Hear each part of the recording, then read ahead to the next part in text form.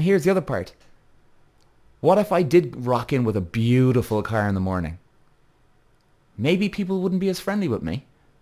Maybe they wouldn't be as friendly with you. You know? Maybe they just look at you, well, look at him. God love him, I got a better car than him.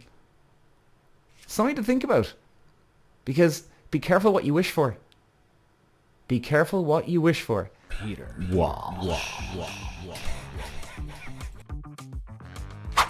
Ladies and gents, welcome back.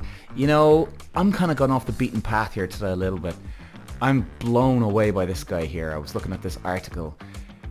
This guy was a CEO of a company and he quits his job, position, whatever you want to call it, to become a truck driver, and he's happy as a pig in shit. Like, I jumped straight on. I literally read this article. I'm going to go through with you now, guys, but I read this article and I went, holy shit, I'm doing a podcast on this fella. This is unreal. This is no ego. This is just, fuck everything. I'm going to do what I want to do. Doesn't give a shit about what people think. I mean, this guy's a hero. Like, we need more guys like this around the world, you know that? Too many people are worried about the nice car and trying to impress this girl for a date or trying to impress this guy for a date and this and that. You know, we're putting up all these photos on Facebook and TikTok and like, where do we all lose our minds? Where are we all going with this? Is it all about dancing on TikTok these days? Is it all about fucking hanging out your car at 100 miles an hour, taking your next fucking video for TikTok? You know, risking your life?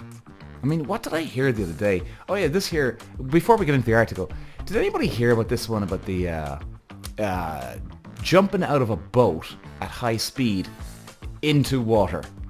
This is a new challenge, apparently. I was actually watching, guys, you should definitely watch Joey B. Toons, Toonz. He's awesome, man. I was watching this on his thing yesterday and I went, fuck me, I'm bringing this up. Like, why are you jumping out of a boat at high speed? Even Joey says, you know, isn't it obvious that it's dangerous? And apparently, if you hit the water at a really high speed, you might as well be hitting a fucking concrete floor. Jesus. And then there was that, you know, that little dick on TikTok. What was his name? Oh, well, who cares anyway. But this young guy, he's going around stealing a dog from a woman. And he actually films himself and he puts it on TikTok. Thinks he's the man. Like, did anybody see this one? Jesus Christ. Can you imagine the mentality that you need to have, that you have, going up to an old woman? And you know what? God love this woman. She probably has no one in her life. Or there's a good chance she's got no one in her life. And the dog's the only thing that she's got going for her. And as this little dickhead comes over and steals the dog for his show. Now, apparently he did bring the dog back. I hope he fucking did. Maybe he's lying. But he was even on Piers Morgan there a few months ago. And, you know, I gotta hand it to Piers Morgan. He was giving him shit. And quite rightly so. But, you know, it's all about the image these days. It's all about, look at me, everybody, look at me. And the lengths that a lot of us are going to prove how cool we are, thinking that people are going to have, sleepless nights? Like, is this what some people are thinking? Like, I know I'm doing my podcast here, right, guys? And, you know, and anybody that listens to the podcast, I love you guys, honestly. And if you follow me on social media, I fucking love you all, and you know that. And thank you. And I really appreciate it. But you know something? I'm under no illusions here. I know within 5 minutes of listening to a podcast or a video on social media, you've forgotten all about me. Because you're back to your normal life. Not even 5 minutes. Hey, I'll give you 10 seconds and you've moved on to something else. I am very, very well aware that no one's sitting there having a sleepless night over Peter and his wonderful podcast episodes. No, hopefully they're entertaining, and more importantly, hopefully they're insightful and there's a bit of information going on here, or I can try and make someone feel better, because, you know, I think a lot of you know, guys, that I'm a truthful, honest guy, and if I've gone through something, and some people have said that to me, you know, they say, oh God, you know, Peter, look, you know, I liked your video there and it really made me feel better because I felt like I was the only person going crazy over this type of scenario, which is great. But I can guarantee you that person still felt better, and then 5 or 10 seconds later, they're off doing their own thing again. You know, is this what people are thinking?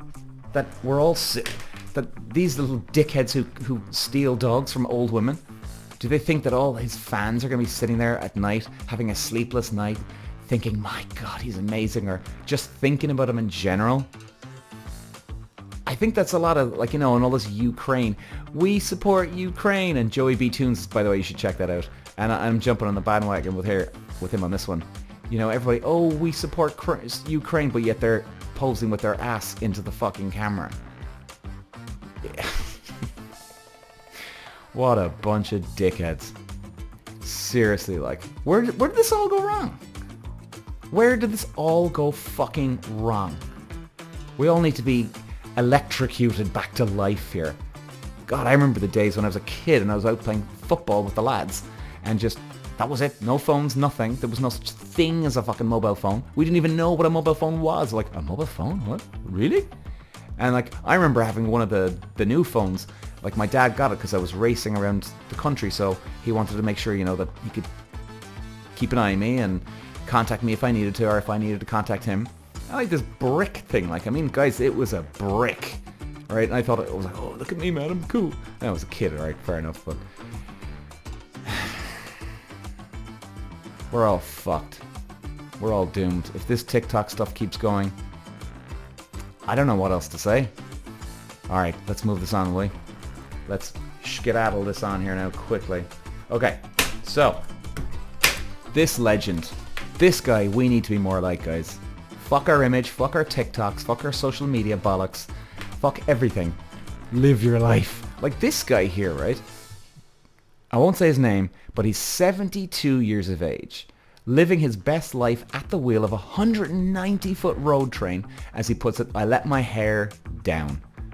Like, it's a big truck, guys. In fact, hang on. If you're watching me on YouTube, let me just share the screen here and you'll see.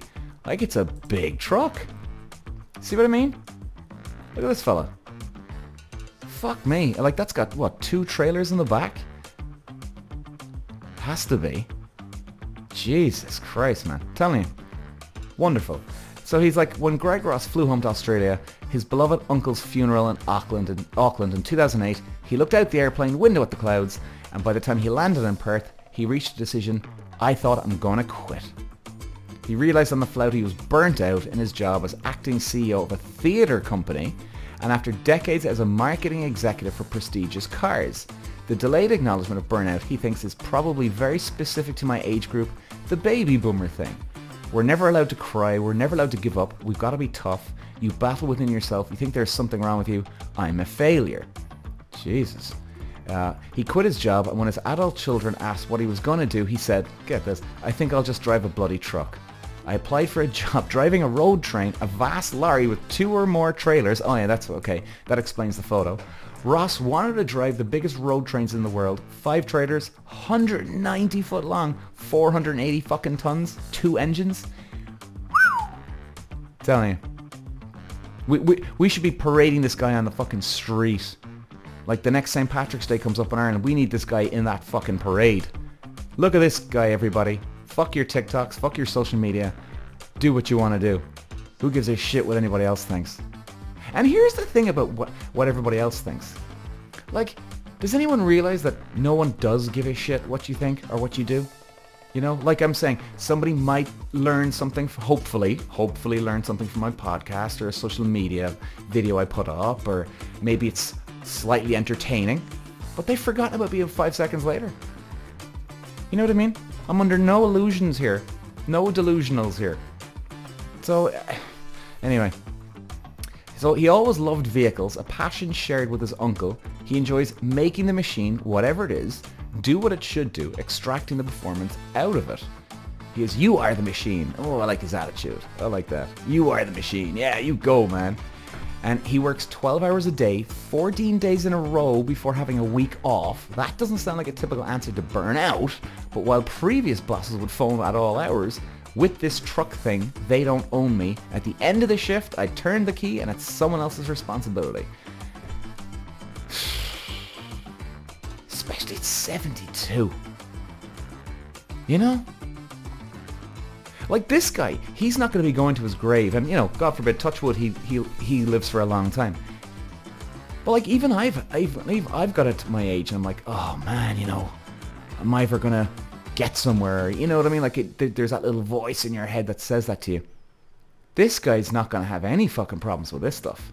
I mean, honestly, guys, we could take a page out of this guy's book. No, hey, we should take the whole fucking book and learn from this fella. Wouldn't it be good to go to our deathbeds and go, you know what? I never made it, whatever, X, Y, Z or ABC, but you know what? Screw that shit. I'm not going to have any regrets on my deathbed. He's clearly happy. Like, kids do this type of thing. You know what I mean? When you're 16, 17, 18, you know, you don't really know what you want to do in life. Most kids anyway, right? Not everyone. But, you know, and it's like, you just want to fuck around, get drunk with the lads or the girls, and, you know, you'll take some shitty job and you don't give a shit. Like, this guy's gone back to almost like a child mentality, which in a good way, I'm saying. I mean, my God. And then, let me see. And around the time Ross quits his I said his name doesn't matter. Quits his executive job, Leonard Cohen came to Perth, and Ross watched a sublime tear-inducing concert. He blogged about it on a forum, and a German woman, Anne, got in touch.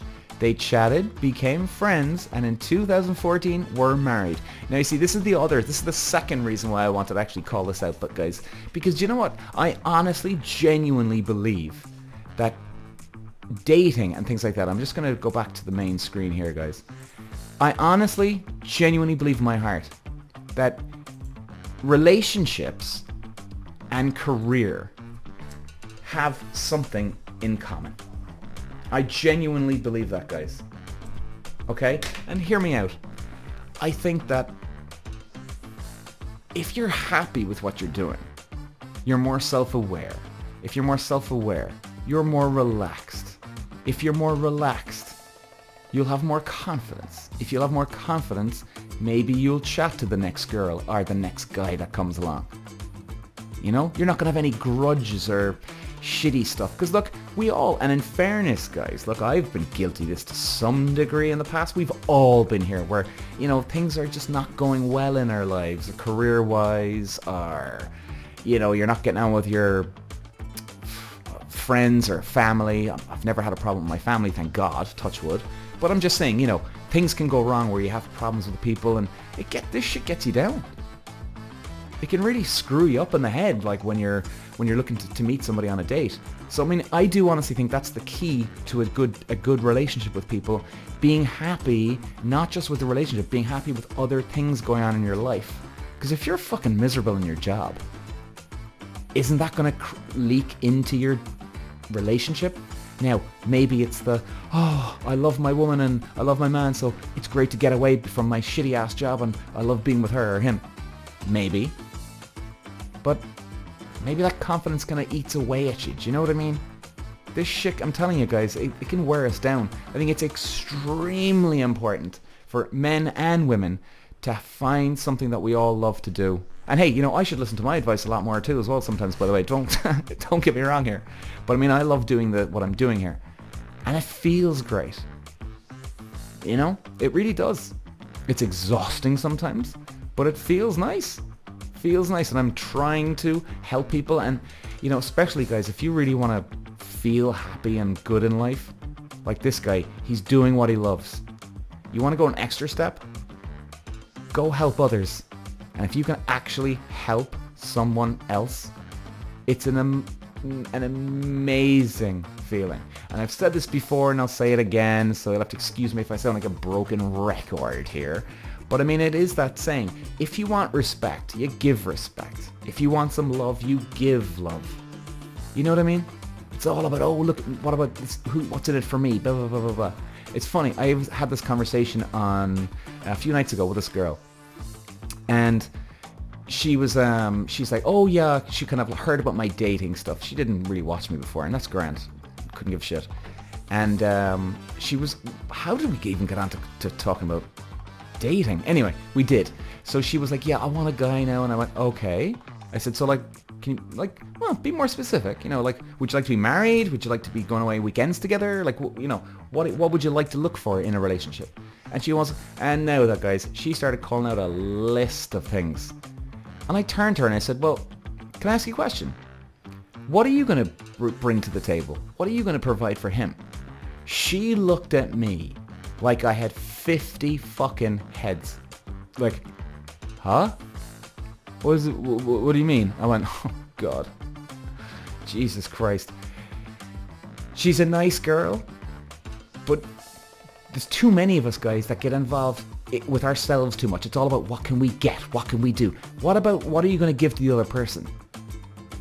I mean, I'm being serious here. I think genuinely we need to flip it around, right? Okay, Peter meets a girl tomorrow morning. What am I going to provide her? Am I going to be an asshole? Am I going to cheat on her? Am I going to be loyal? Am I going to be a nice, respectful boyfriend or dating partner, or whatever you want to call it? You know? Am I going to be dating multiple people at the same time? Is she? Am I going to stay faithful to her? Am I going to bring her for dinners? Am I going to bring her to God knows where? We got to be looking at ourselves here first before we go into any relationship. And it's funny because if you actually think that way, all of a sudden, if you literally think it through, you might not want a relationship as much as you think. Because you're going to go, actually, do you know what? I don't want to go out drinking at the weekend with her. I don't want to be going to restaurants every weekend. I can't afford it, or too much. You know? I'm speaking for both men and women on this one, of course. But you know, it's something to think about. And like guys, I genuinely think you would have laughed if you saw her face the other day. The way she looked at me like I had 50 fucking heads. It was like I was speaking a different language. She was like, I'm sorry, what did you say? It was incredible. It really was. All right, let's go back to this. Let's go back to this hero. So he said he grew his hair. He loved it. Blow dries it every morning. I let my hair down, let my hair out. It's the best way to describe it. This guy's a rock and roll star, man. Sometimes he runs into people in Perth from his corporate days and they're baffled. I know the voice, but it can't be. Oh, and he got thyroid cancer at the turn of the century. Oh, God love him. Touch wood, he's okay. And was given 3 months to live. Holy shit. So his new direction came in the context of what must have felt like a second chance. Yeah, he says that when he looks back on his corporate days, I must have been in pain in the arse, overconfident, what a prick. Hey, there you go. Do you see what I'm on about? Even his attitude was a bit all over the place. He cycles to keep fit, hopes to drive road trains for another 3 to 5 years. I've seen men suddenly get old. You don't see them for several months and then you see them and they've got those rheumy eyes. They get gaunt. Suddenly that alpha male is an old person. You don't know when that's coming for you. But as Ross says, the glass is always half full with me and there's a waiter coming with another bottle. I love this guy. He's a fucking legend. Shit, man. You know what? Honestly, guys, this guy is like... He's an example to us all. Christ, I gotta take some fucking lessons from this dude. This guy's awesome. This guy's fucking awesome. So guys, let's close this off today. Nice short podcast today, but you know, maybe it's worth it. Does it really matter that we're making all this effort with this new wonderful car that we all need to have and show off to everybody else? And like, here's the thing. Are we all getting a car for ourselves? Or are we doing it to show people that we're doing well? Like, you'd be amazed if you really ask yourself that question. You know, what could come up? And like, if you think about it, you're going to bust your balls at work, a job that you fucking hate, even though it's good money. You can make good money, get a beautiful car, and you're going to get the car because of other people. Like, it's no doubt about it. You're not getting the car to please yourself if you're in this situation, right? You're buying the car to please other people that you don't know. And they're not even thinking about you anyway. They might be jealous if you got the new wonderful car for about 5 minutes. Then they're not even going to think about you when they leave because they don't want to be thinking about it anyway. And even if they did, they're not going to be thinking about it anyway because they're going to be back to their own lives anyway. Maybe it's something to think about. Fuck what people think. And by the way, I'm still driving a piece of shit right now. And you know what, guys? I'll tell you this. Do you know how many people are not threatened by me in this? Like, I got a Nissan Almera. Do you know how many people are not threatened by me right now because I've got one of those cars? And here's the other part. What if I did rock in with a beautiful car in the morning? Maybe people wouldn't be as friendly with me. Maybe they wouldn't be as friendly with you. You know? Maybe they just look at you, well, look at him. God love him, I got a better car than him. Something to think about. Because be careful what you wish for. Be careful what you wish for. Because if you do rock in with a car that somebody is envious of, maybe they'll stop talking to you. Maybe they won't go out for drinks at the weekend with you. Maybe they just can't handle it. Because I can tell you this for a fact, guys. The car that I'm driving right now, nobody is threatened by it or intimidated by it. Which is grand. I don't care. But at least, don't have to worry about that. Something to think about, guys. Thanks for listening today. Talk to you later.